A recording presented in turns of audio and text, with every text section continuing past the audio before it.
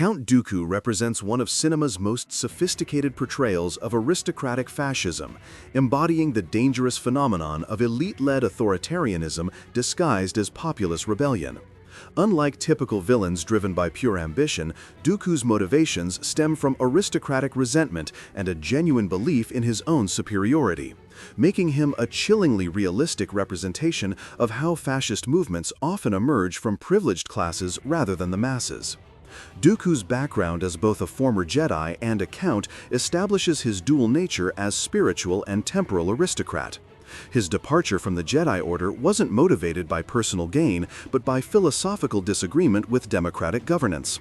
This mirrors historical patterns where aristocratic elites, feeling displaced by democratic institutions, turn to authoritarian alternatives that promise to restore their perceived rightful place in society's hierarchy. The separatist movement under Dooku's leadership exemplifies how aristocratic fascism operates. While presenting itself as a rebellion against corrupt central authority, the Confederacy of Independent Systems is fundamentally an alliance of corporate interests and aristocratic houses seeking to preserve their power against democratic oversight. Dooku doesn't seek to destroy the existing order, but to reshape it according to aristocratic principles, with himself and similar elites at the apex. Dooku's rhetoric reveals the sophisticated nature of aristocratic fascism.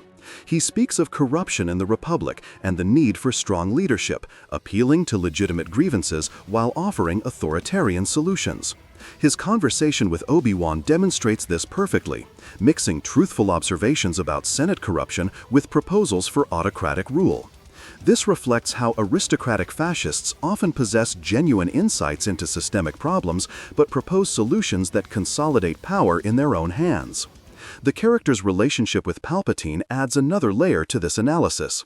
Dooku believes he's leading a noble rebellion, unaware he's merely a pawn in a larger scheme. This illustrates how aristocratic fascists often become tools of even more cunning authoritarians, their class resentment and elitist worldview making them susceptible to manipulation by those who understand their psychological vulnerabilities. Dooku's fighting style and demeanor reinforce his aristocratic nature. His elegant lightsaber technique, refined mannerisms, and condescending attitude toward opponents reflect someone who views conflict through the lens of aristocratic honor rather than democratic struggle.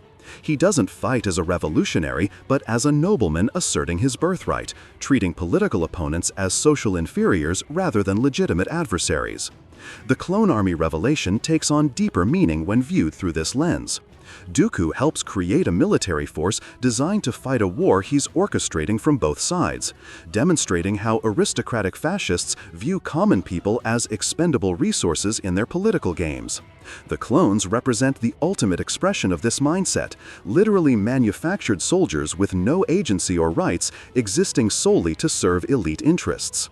Dooku's ultimate fate serves as commentary on the self-destructive nature of aristocratic fascism. His belief in his own superiority blinds him to Palpatine's true intentions, leading to his eventual betrayal and death. This reflects how aristocratic fascists, despite their intelligence and resources, often fall victim to their own elitist assumptions and inability to understand the broader forces they've unleashed. The character's legacy in the saga demonstrates how aristocratic fascism creates lasting damage even after its immediate practitioners are gone. The systems and precedents Dooku helps establish continue to serve authoritarian ends long after his death, showing how elite-led authoritarianism can become institutionalized and self-perpetuating. Lucas's portrayal of Dooku offers a prescient warning about the dangers of aristocratic resentment in democratic societies. The character shows how privileged elites, when feeling threatened by democratic change, can become vectors for fascist ideology, using their resources and cultural capital to legitimize authoritarian alternatives while claiming to serve the greater good.